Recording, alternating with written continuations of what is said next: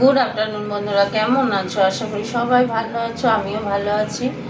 আজকে আমি একটু মোচা বানাবো, অনেকদিন পর মোচা করছি। তো মোচার জন্য এই যে মোচা সিদ্ধ করা হয়ে গেছে। চলো রান্নায় যাই, মোচাটা তৈরি করব। চলো, গ্যাস জ্বালিয়ে দিলাম, কড়াটা গরম হোক। তেলে একটু মিষ্টি দিয়ে দিলাম তেলে, আর দিয়ে দেবো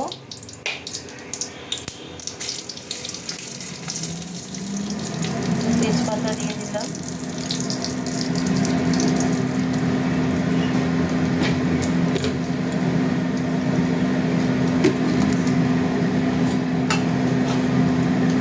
তেলটা গরম হোক। আর একটু তেল গরম হয়ে গেছে, পেঁয়াজ দিয়ে দিচ্ছি।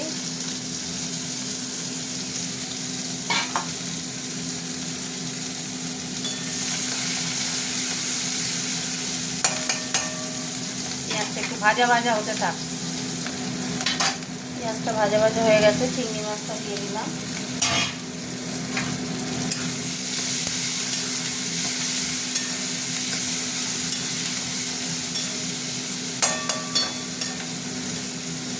চিংড়ি মাছটা ভাজা ভাজা হতে থাক। দেখো চিংড়ি মাছটা হয়ে এসছে ভাজা ভাজা। এবার দিয়ে দেবো এই যে টমেটোটা দিয়ে দিলাম। টমেটোর মধ্যে একটু নুন দেবো, অল্প একটু নুন দেবো যাতে টমেটোটা একটু নরম হয়ে যায়। তারপরে মশলা দিয়ে কষে আমি মোচাগুলো দেবো। মোচা তো সিদ্ধ করাই আছে, হতে থাক। এই যে দেখো মশলা ছোট্ট বাটিতে নিয়েছি। জিরে গুঁড়ো, ধনে গুঁড়ো, হলুদ গুঁড়ো, লঙ্কা গুঁড়ো, নিচে আদা রসুন বাটা আছে। মশলাটা দিয়ে দিলাম। কেন বলো তো, মশলাটা কষা 50% কষে মোচাটা দেবো। দিয়ে বাটি দিয়ে জল দিয়ে দিলাম, অল্প করে নুন দিয়ে দিলাম।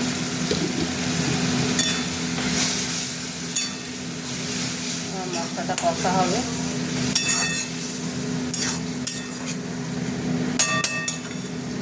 হতে থাক। নুন মিষ্টি সবই দিয়ে দিয়েছি, এবার মোচাটা দিয়ে কষবো।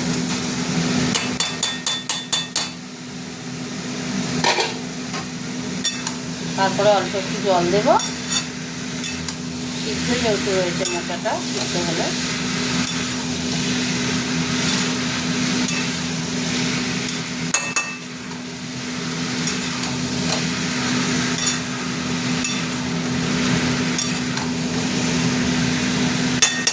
থাক।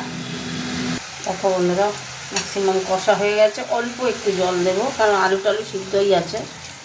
ব্যাস এইটুখানি জল দেবো। জল দিয়ে দিলাম। আর একটু গরম মশলা দিয়ে দেবো। গরম মশলা দিয়ে দিচ্ছি।